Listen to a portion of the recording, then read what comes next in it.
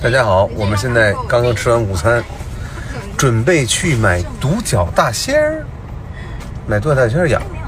独角仙马上到。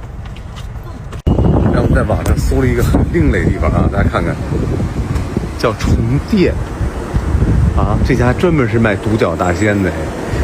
其实我家门口那个公园里面也有好多独角大仙。第一呢，就是说，那公园是公园呢，他就不愿意抓。不愿意抓呢，他就我说那你要养怎么办？他说那我要去买一只，不是去抓的。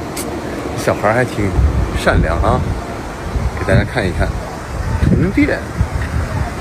这个害怕虫的朋友们，这个前方预警，高能预警。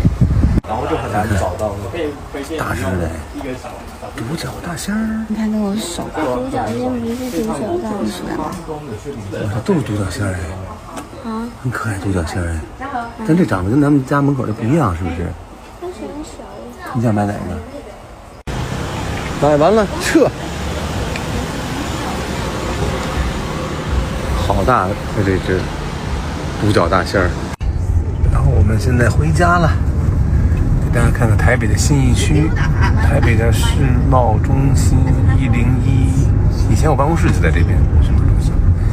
这边在盖一个 Four Seasons 四季酒店。我老拍这个。左边一大片都是，后面有威风南山。哦，那个绿色的是正在建的帕开亚，它有安达仕。每天回家的路。这个是威风南山，一个百货很好。看这边也是它的百货，很热闹。后面有条步行街，步行街就是到晚上好多年轻人。我们现在进到了我家的这个小路。